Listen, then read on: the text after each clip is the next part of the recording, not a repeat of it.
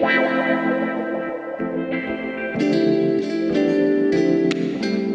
friends, so I thought about what the second video in my series, a little bit about Abigail, was going to be about, and I finally settled on the present. So once I settled on the present, of course, that meant that as I was thinking about the topic of now and what's happening to me right now, I couldn't get away from dealing with the past. So in light of that, I want to put out a little disclaimer first. The stories that I'm going to tell you deal with loss and grief and death, and they also deal with domestic violence. So if you are in any way dealing with any of these issues and feel like they are very triggering issues for you, please either hold off on watching this video or make sure that you have somebody who you trust, a strong support system there with you. And so without further ado, let me tell you a little bit about September. The question is where to begin. September for me has always been a time of new beginnings. School starts, and I am a lover of education and school and knowledge. I love learning. And for most of my life, September was a pretty decent month. It was a month that allowed me to meet new friends, although keeping them was hard. And it was my birthday month. Is my birthday month. You'd think that one's birthday month would be the best month. Well, for me, being that school starts in September, and I didn't always have the closest of friends. I didn't have the stereotypical birthday parties. More often than not, I shared a birthday party with a cousin, at least while I was younger. As I got older, birthdays had less meaning. And then it really just became a month that allowed me to mark the passing of time. As an adult, I didn't care so much about the fact that September was my birthday month or that it was the start of the school year. Once I had graduated from college and I was trying to figure out what it was that I was going to do with my life, because my original plan didn't exactly go through, I just kind of put it to the wayside. It was a month. After I had graduated from Trinity College in Connecticut, I decided that I really needed to figure out what it was that I was going to do. And I always knew that medicine was the place that I was being called to. I have been a nurturer all my life. And so when I finally realized that I was going to go into nursing, I was once again excited about September. I found myself relishing the beginning of the school year again as an adult, and I was happy. And then December of 2013, I got a phone call that was the change of everything. I was working for a company that provided in-home health care for people who needed it. The people who were clients were dealing with all sorts of things, manners of illnesses and whatnot. And I was being asked to go in and meet a 19-year-old girl by the name of Laura. Now, a little bit of backstory here. So I am the eldest of four. I've got three younger brothers, and I have a half older sister. The half older sister and I have never been close, and unfortunately, to this day, I would say that relationship is highly strained. More on that possibly in another video. But Um, I always wanted a sister. I asked God every single time my mom got pregnant for me to have a sister.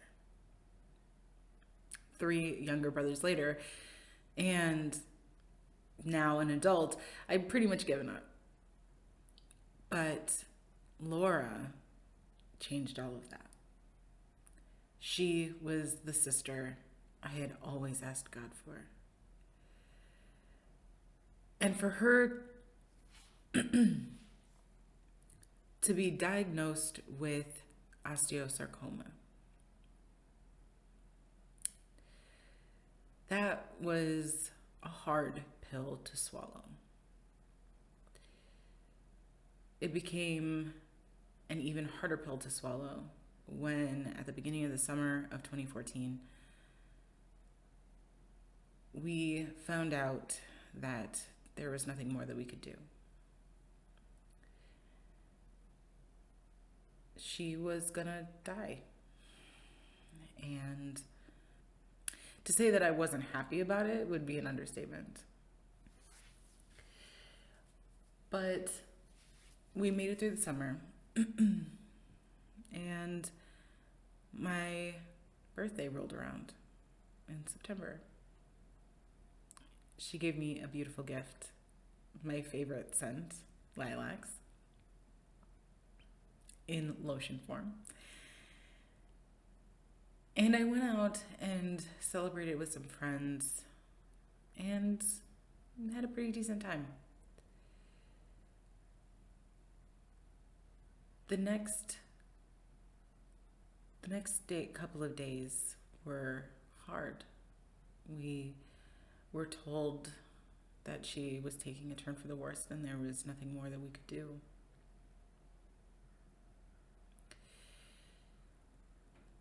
And a week later, she died.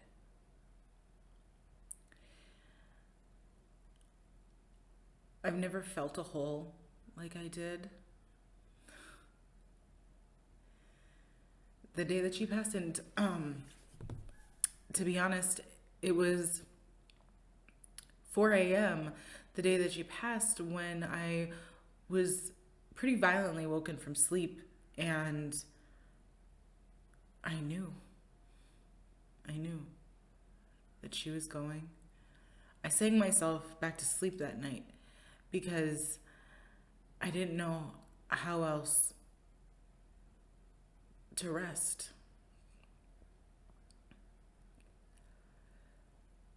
The next morning, I received a phone call telling me that she was gone, and I spent the rest of the day with her family and grieving.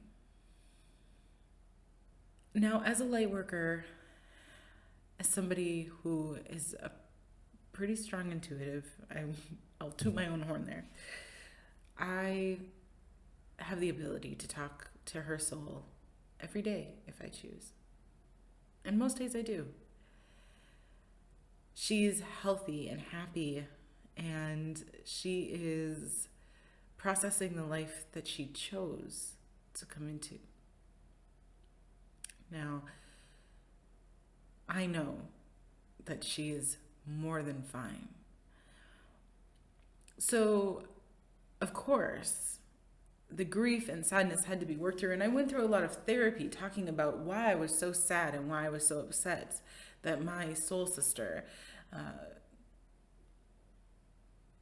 was taken from me, because I truly looked at it as that she was taken from me. God had gifted her to me, and then it took her away. And I couldn't understand. Through therapy, I worked through a lot of the grief and processed it, but ever since that day, September has just been a dark cloud. I've never been able to make it through this month without having pretty severe depression. And I haven't been able to make it through this month without being incredibly angry. And after processing all of the grief and things like that, I just didn't understand why.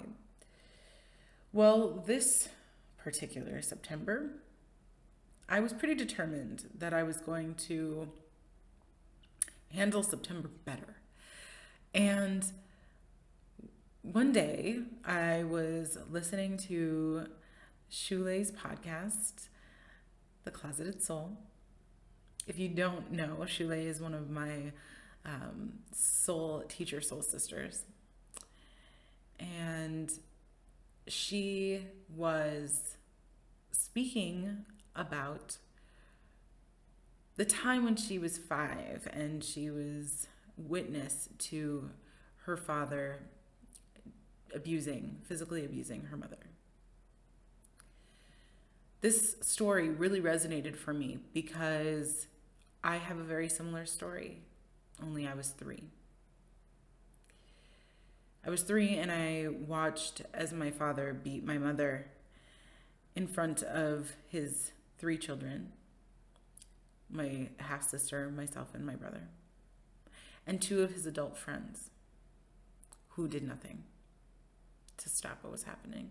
In fact, turned a blind eye and a deaf ear and watched a soccer game on TV. Soccer or football. Logistics doesn't matter. But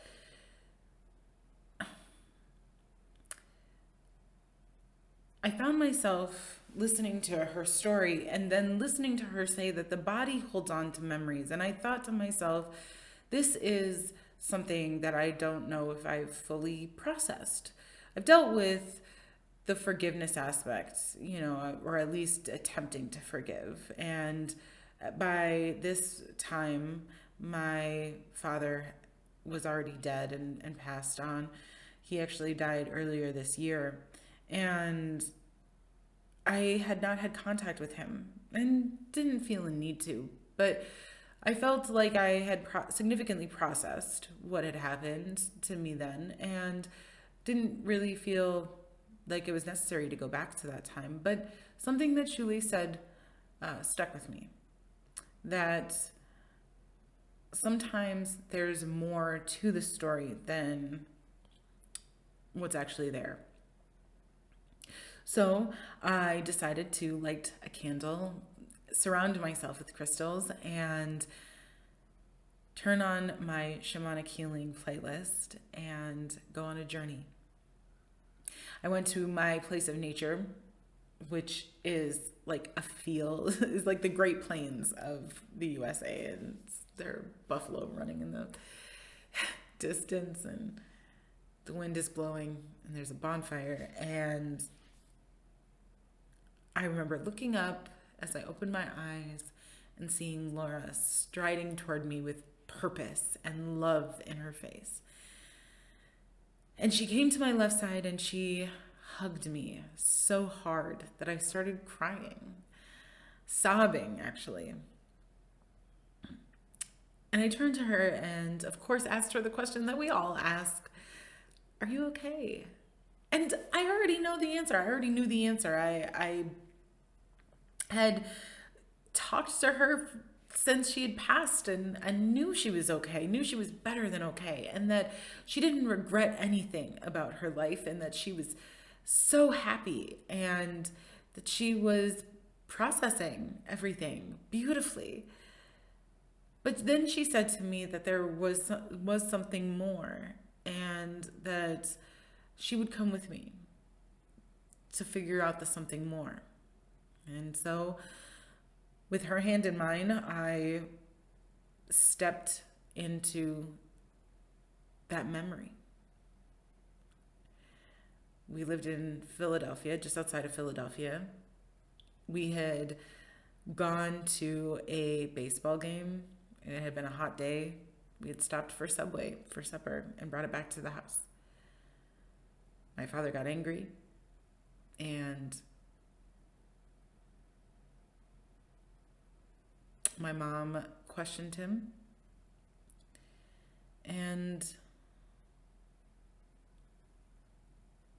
my father lost his temper. And the loss of his temper turned into physical violence. Him hitting my mom. And from where I was sitting, there was the doorway, and I watched him hit her and push her and choke her. And adult me is now looking down at 3-year-old me who's watching this violence and simultaneously trying to comfort my 2-year-old brother who's crying right next to me. And as I watched this 3-year-old me, I realized the feeling that I was feeling, that we were feeling. And it was lack of control. I couldn't control what was happening. I couldn't stop my brother from crying. I couldn't make the grown adults who were sitting 20 feet away get up off of the couch to stop what was happening. I couldn't stop my father from hurting my mother. There was nothing I could do. And I was frightened. And I remember this instant feeling that I was never going to be so helpless again. It was a promise I made to myself that day. And all of a sudden, as I'm watching this scene, feeling this feeling of a lack of control, that all of a sudden, Laura gripped my hand, and we were not in Philadelphia anymore. We were in St. Paul, Minnesota. And I was lying on Laura's bed 3 days from the day she was about to pass. Her head on my chest. Her mother at the bedside with us. And this feeling of utter lack of control.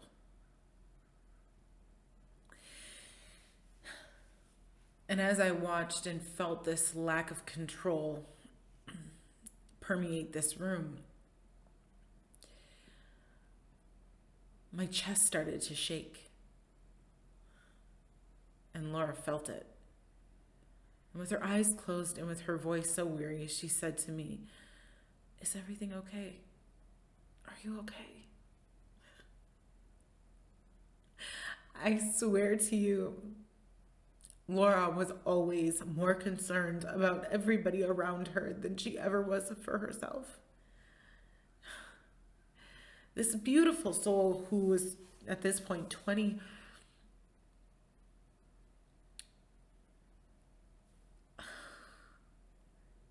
just wanted to make sure that I was okay.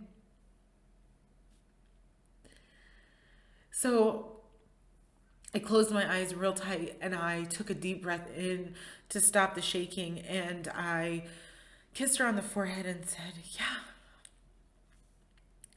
I'm okay." She knew I was lying.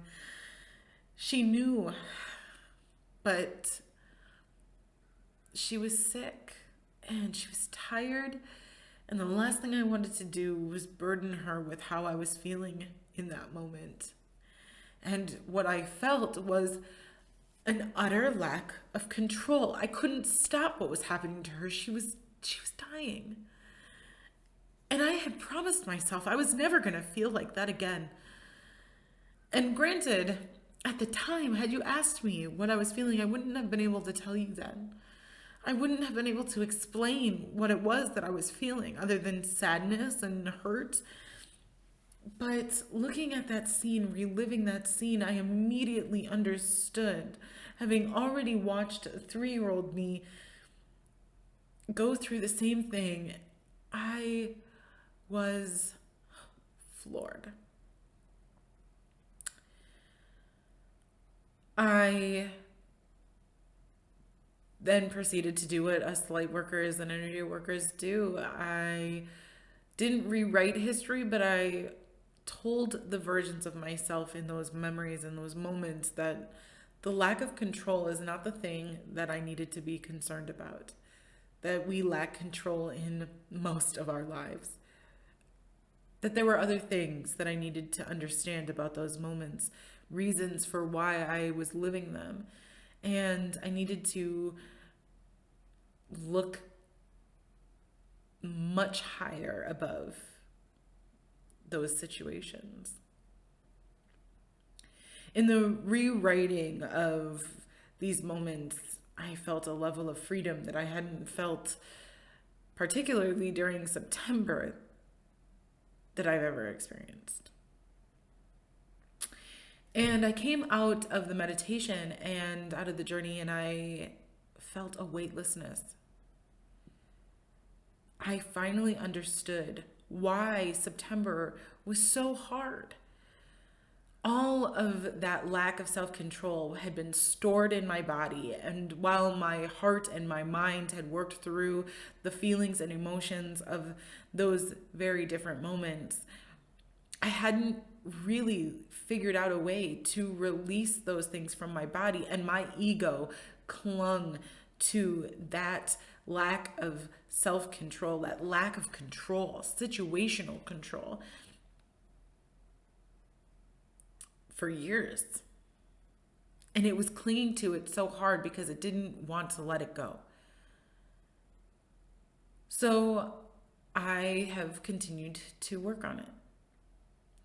Now, September clearly is a month of revelations and epiphanies for myself, because it was only a few days later that I had a soul journey with Shule.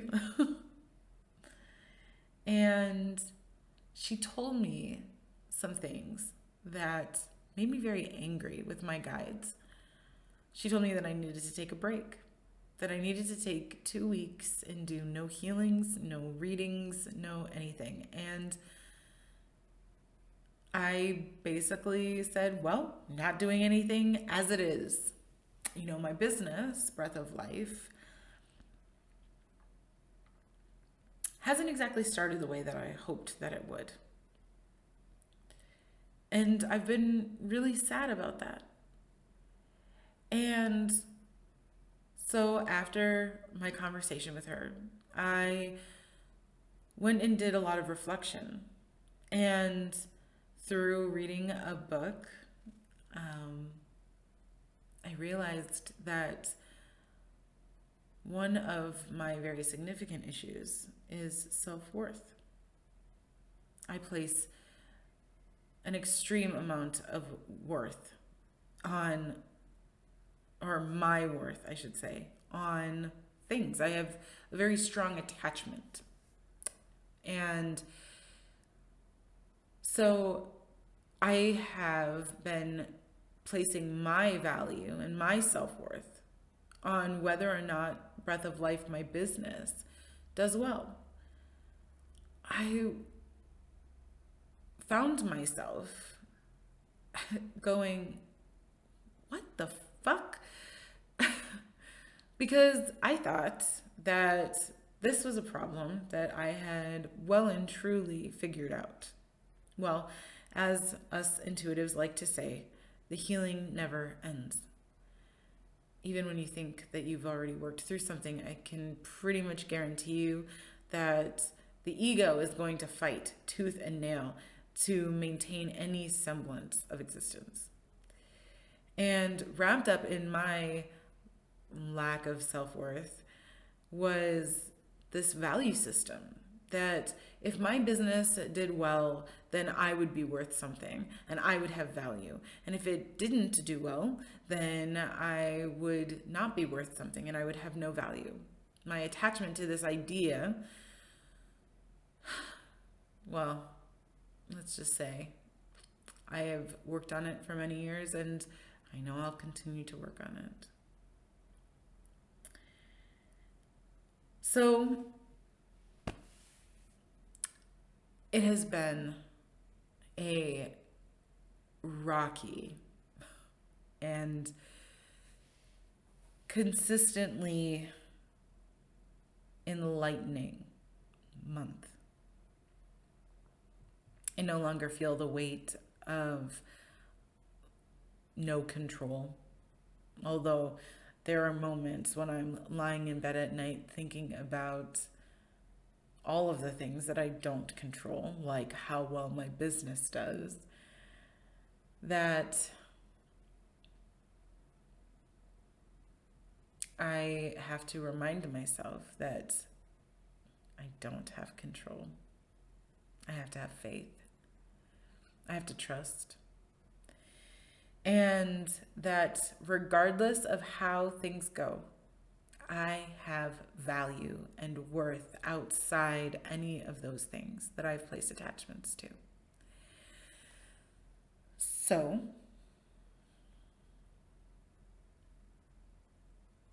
September is now a month that will always be remembered as one of great understanding, exploration, and discovery. I know that in the years to come, September will always have a hold on me, and not always in a way that I want it to.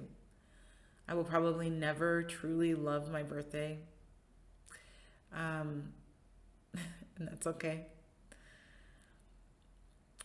I also know that my body will at some point fully release the loss of control that it feels like I have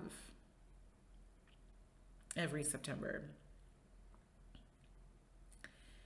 The work and the healing never ends, even for people like me, intuitives who feel so strongly about their mission in this life. I don't think that this is an easy thing. I know it's not. I don't think that this is something that you just say and you get over. Some people may. I don't. This is work that we continue to do. And so I just thank Source for the opportunity to continue on this journey every day. Wake up and take a deep breath. I am grateful for all of my soul sisters from Soul Teacher, a Nikki Novo program that I learned so much from. I thank all of my mentors and guides. I thank the sister of my soul, Laura, and the rest of her family who have continued to be such a rock for me during some of my darkest times. And to all of you who have continued to support me and be there and listen and watch, thank you. I hope that telling my story helps give you a little bit of courage to further explore your own. And if you need a hand to hold, a shoulder to lean on, an ear to listen, I'm here. Reach out. You're not alone. And just know that you have more worth than you ever thought. And in those moments when you feel like the world is out to get you, when you feel like there's just not something you're getting, take a breath, count to 10, meditate, talk to your guides, pull some tarot or oracle cards, or reach out. I can help you with that too. And just know that we all have times and moments in our lives when things are hard and they're dark and they're lonely, but with a little bit of digging, we can get ourselves out. So thank you, my friends, for listening to my story, learning a little bit more about me, a little bit about Abigail. I am so grateful and so blessed that you all are here with me and that I get to do this life with you. And if you have any questions, I'm always here.